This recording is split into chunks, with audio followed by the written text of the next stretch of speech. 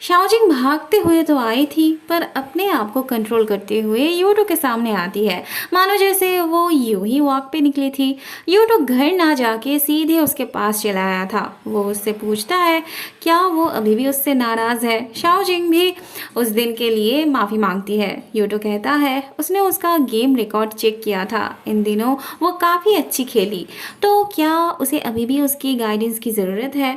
शाओजिंग पहले उसे ऊपर चल के कुछ खाने के लिए बोलती है पर यूटो को घर जाके नहाना था। वो कल आने की बात करता है। तब शाओजिंग उसे उसकी गाड़ी में छोड़ देने की बात करती है। वो उसे इस ऑफर को रिजेक्ट करने से मना करती है क्योंकि वो नहीं चाहती थी सब वैसे जाते वक्त लोग उसकी पसीने की बदबू से परेशान हो जाए। What a reason. वहाँ गुआन की पत्नी खुश होकर बहुत सारा सब्जी खरीद के लाई थी। उसे गुआन के लिए अच्छी अच्छी डिशेस बनानी थी। गुआन को अच्छा लग रहा था पर वो किसी वजह से परेशान भी था। वो अपनी पत्नी से कहता है वो किसी मुसीबत में है पर जल्दी ही सब ठीक हो जाएगा। पता नहीं क्या प्रॉब्लम थी। यूटो बस घर आया ही था कि उसे गुआन की पत्नी शेन का कॉल आता है। गुआन हॉस्पिटल भर्ती था और उसे घर पे अपने बेटे को संभालना था, तो वो गुआन के पास रात में रहने के लिए यूटो से पूछती है क्योंकि इस शहर में एक वही उनका जान पहचान का था। यूटो हॉस्पिटल आता है तो जाने से पहले शेन उसे सब समझा देती है। यूटो उसे आगे तक छोड़ने जा रहा था। शेन को फिक्र थी कि वो अपने बेटे से क्या बोलेगी। वो बहुत वीक फील कर रही थी तो थोड़ी देर वही बैठना चाहती है और फिर रोने लगती है। बाद में गुआन को होश आने पे उसे भी अपनी पत्नी और बेटे के लिए फिक्र होने लगती है। वो अपने बेटे को मैथ्स में हेल्प करने वाला था पर इस हालत में वो भला कैसे कर पाता, इसीलिए वो गुआन को बोलता है सॉल्व करने।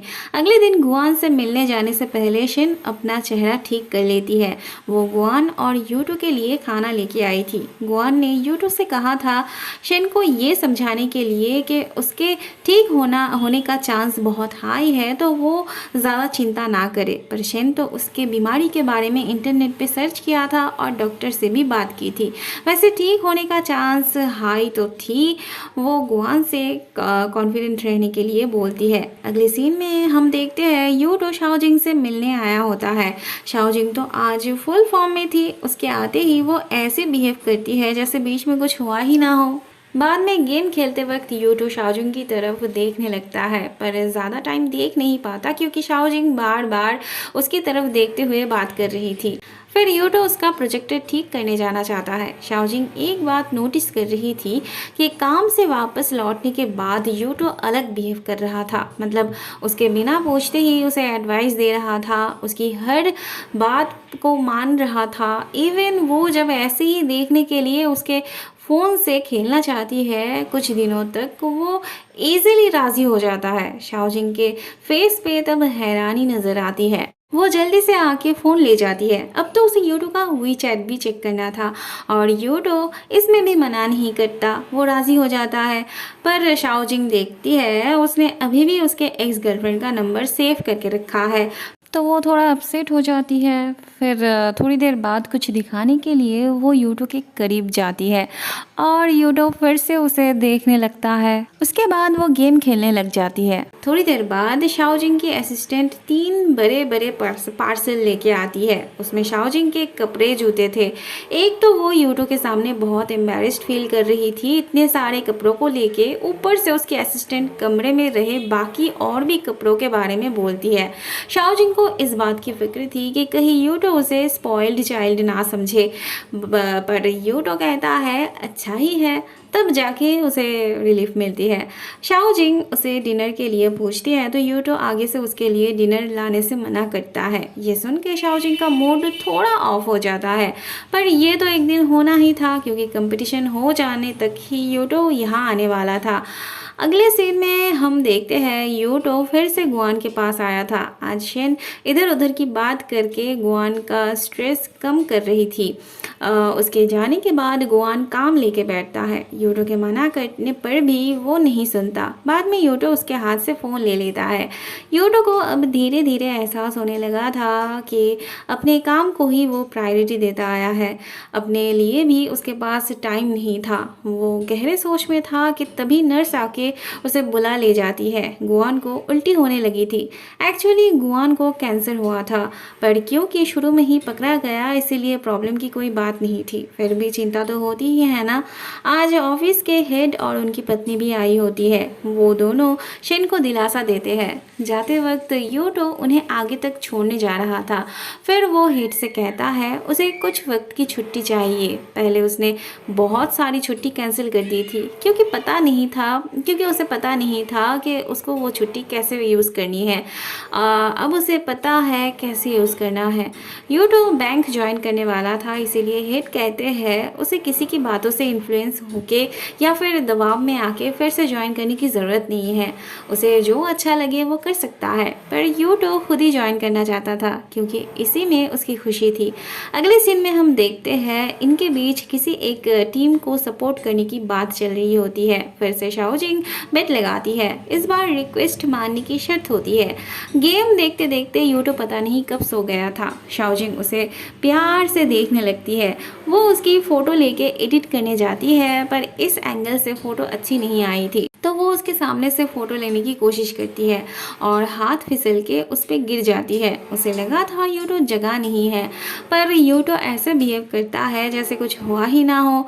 वो कहता है शायद उसे ऑरेंज चाहिए थी, तो वही उसे ऑरेंज देता है। शाओजिंग की टीम हार गई थी तो वो यूटो से रिक्वेस्ट करने को बोलती है, पर यूटो उससे पूछता है उसे बर्थडे गिफ्ट में क्या चाहिए। शाओजिंग को तब के लिए कुछ याद नहीं आ रहा था, पर बाद में वो गेम से रिलेटेड कुछ मांगती है। फिर यूटो से गेम में कुछ टास्क देता है, उसे पूरा करने पे वो उसे देने वाला था। थोड़ी देर बाद शाओजिंग उसकी कंपटीशन की 2 टिकट्स लेके आती है। आखिरकार वो दिन आ ही जाता है जिसके लिए वो इतने दिनों से इतनी मेहनत कर रही थी। वो यूटो को घर जाके अच्छे से रेस्ट लेने के लिए बोलती है, नहीं तो वो आज की तरह कंपटीशन में भी सो पड़ता। घर जाते वक्त यूटो शाओजिंग के बारे में ही सोच रहा था। शाओजिंग इवेंट में आने वाली थी सुन के उसके फैंस बाकी सब बहुत ही ज़्यादा एक्साइटेड थे। वो सब उसके गेमिंग स्किल के बारे में क्यूरियस थे और वहाँ लिंग शाओजिंग को ड्रेसअप करने में हेल्प कर रही थी। शाओजिंग से ज़्यादा तो लिंग उसके लिए परेशान हो रही थी, पर शाओजिंग के पास यूटो नाम का रिलैक्सेशन मेडिसिन थी तो उसे कोई टेंशन नहीं थी। इवेंट में आते ही सभी शाओजिंग को देख के एक्साइटेड होने लगते हैं। फिर चलती है ऑटोग्राफ और फोटोग्राफ सेशन।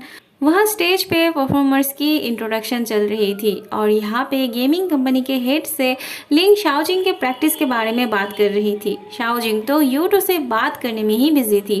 फिर बारी आती है स्टेज पे जाने की। शाओजिंग को देख के सब एक्साइटेड होकर चिल्लाने लगते हैं। फिर स्टेज पे रहने वाले सभी अपना इंट्रोडक्शन देते हैं। उसके बाद शाओजिंग को अपने लिए टीममेट्स चुनने थे। स्टेज पे जो थे उसके बाद भी ऑडियंस में से 2 प्लेयर्स और चुनने थे। शाओजिंग पहला वाला यूटो के सजेशन पे चुना था और दूसरा वाला उसने खुद चूज किया था। सभी उसके तारीफ करने लगते हैं ये बोल के कि उसे गेमिंग के बारे में बहुत नॉलेज है। वो एकदम प्रो प्लेयर जैसी एक्ट कर रही है। सबकी तारीफ सुन के यूटो शाओजिंग के लिए प्राउड फील कर रहा था। गेम शुरू करने से पहले शाओजिंग सबको इंस्ट्रक्शन दे रही थी। मतलब क्या बात है। हाँ, ऑडियंस में से कुछ बोलने लगते हैं अगर शाओजिंग जीती तो वो उसका फ़ैन बन जाएगा। गेम स्टार्ट होती है और शाओजिंग का टीम बहुत अच्छा खेल रही होती है। यूटो तो बहुत खुश था उसके लिए। उस तरफ गेमिंग कंपनी के हेड के जो गेस्ट आने वाले थे उसके बदले शाओजिंग का एक्स बॉयफ्रेंड आया था। शाओजिंग की मूव से हेड भी एक्साइटेड हो पड़ता है। एट द एंड शाओजिंग की टीम जीत जाती है। बहुत खुशी की बात थी ये सबके लिए, पर बात ऐसी थी कि कुछ प्रॉब्लम की वजह से शाओजिंग की टीम से एक को आउट कर दिया जाता है। मतलब वो पहले से ही आउट था पर उन्होंने नोटिस नहीं किया था, इसीलिए रीमैच होने वाली थी। शाओजिंग को फिर से ऑडियंस में से किसी एक को चूज़ करना था। अब ऑब्वियस सी बात थी वो यूटो को ही चूज़ करती। यूटो भी जैसे इसके लिए पहले से ही तैयार था। स्पॉटलाइट पड़ते ही लड़कियां उसको कॉम्प्लीमेंट देने लगती है। यूटो भी शान के साथ स्टेज पे आके शाओजिंग के पास खड़ा हो जाता है। सभी यूटो के बारे में जानने के लिए बेताब थे, पर उससे भी ज़्यादा तो शाओजिंग बेताब थी यूटो के बारे में बताने के लिए। वो जब उसे स्कूल फ्रेंड बताती है तब इनको उसके लिए चिंता होने लगती है। एक तो इन्हें पता ही नहीं था कि यूटो वही बंदा होता था जिसने शाओजिंग को रिजेक्ट कर दिया था। जानने के बाद वो परेशान होने लगते हैं कि कहीं नेटिजन्स उसके बारे में उल्टा सीधा कुछ ना लिख दे, पर शाओजिंग बहुत अच्छे से बात को हैंडल करती है और यूट्यूब भी उसका साथ देता है।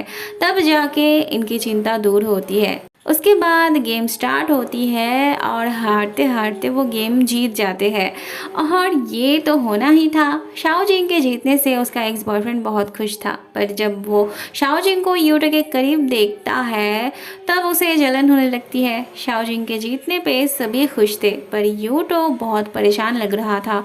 उसे देख के लग रहा था वो बस अपनी ड्यूटी निभाने आया था यहाँ पर। ट्रॉफी लेते वक्त भी शाओजिंग उसे नहीं देखती।